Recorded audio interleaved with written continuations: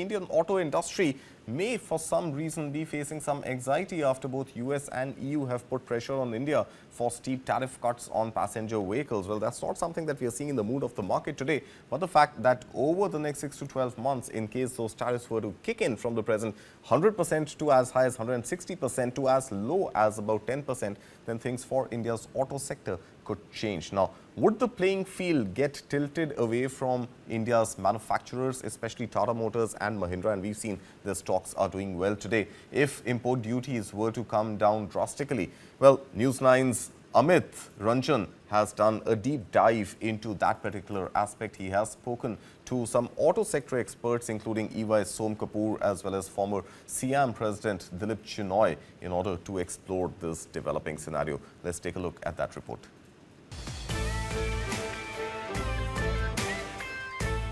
11 rounds of free trade agreement negotiations between India and the EU concluded on the 16th of May.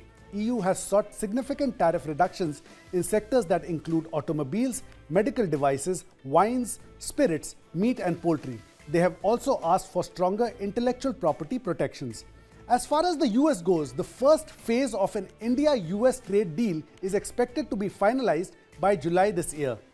US was India's primary trading partner for the fourth year running in 2024-25, with trade figures touching $132 billion. India's trade surplus with the US stood at $41 billion. President Trump's fixation on iPhone manufacturing notwithstanding, it is the Indian auto sector that may be looking at these negotiations more carefully. India's import duties on European cars can be as high as 100%, while those from US range from 100 to 160% depending on engine capacity. I mean, let me start with the US tariffs. We potentially don't do any export of vehicles over there right now, right? We only export some parts, and that's also selected to drive transmission, suspension, etc. Depending on what happens with our bilateral discussion with them, that should get sorted out, and I think it should be in favor.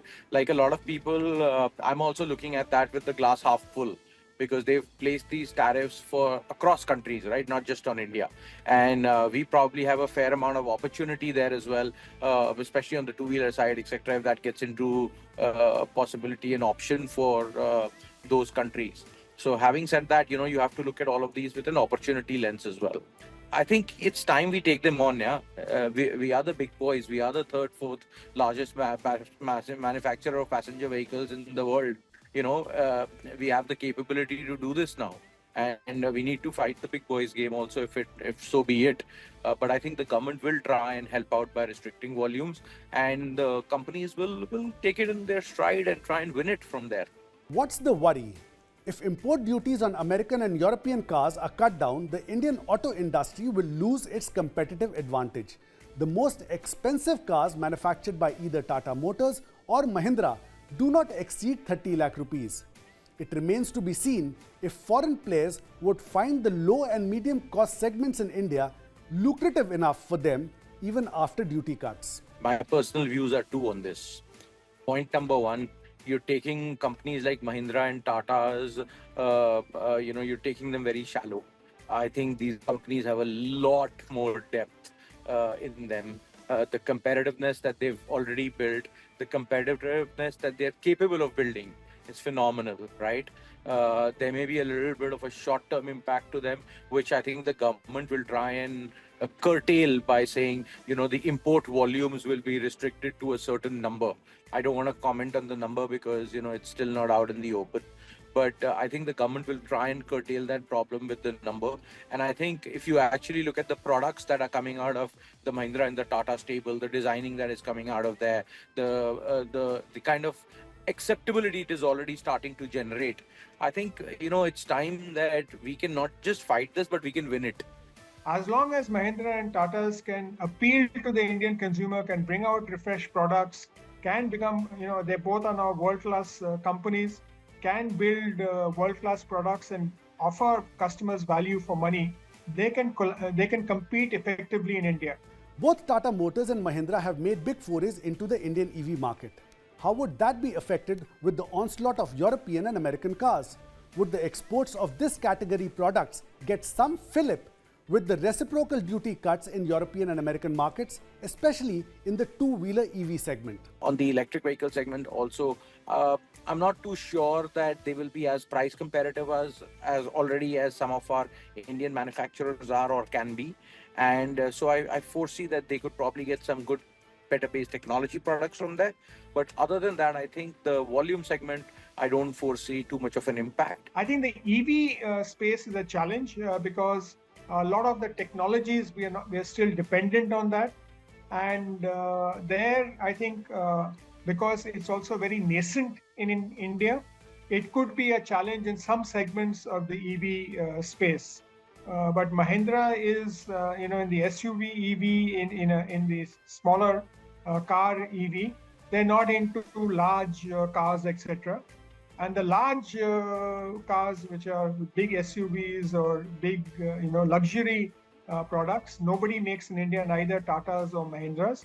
Tata JLR is a option, and if the UK-India free trade agreement works out in a particular way, it could benefit Tata JLR in that segment as far as the industry is concerned, and then they could effectively compete with any tariff reductions across in the EU or the US on that segment of vehicles. And then there is the Tesla factor. There are reports of Tesla considering a model priced around 21 lakh rupees, a potential base price for the Model 3. With import duty slashed, would this worry the Indian manufacturers in the segment? The Tesla product is not the middle or entry level product. It's a luxury kind of a product. The market share there, and they'll be competing with other companies like, let's say, Mercedes or BMW, or even I think I saw a Lamborghini EV or a Porsche EV on the roads in India. So they'll be competing with that segment. Neither Mahindras or Tatas, other than JLR, makes that kind of a product. Now, again, like I said, if it is specifically for that, then there's a different market segment that we are talking about. The second thing is that there is talk about Tesla making a lower cost car, an entry level car. We have not heard anything, and it's been toing and froing there whether they're going to do it or not going to do it. European Union, including the UK, constitutes 32% of India's total exports of automobile parts and components. In financial year 2024, auto parts exports to Europe stood at $6.9 billion. To the US, the figure was $2.2 billion. This is a sector that may benefit most from these negotiations. I do foresee a little bit of our opportunity in this also, because it won't be a single way transaction. I think I do see an opportunity for us. I do see India improving exports going forward. There is no two ways about it. Point number two, I think luckily, standards for safety are going to get global.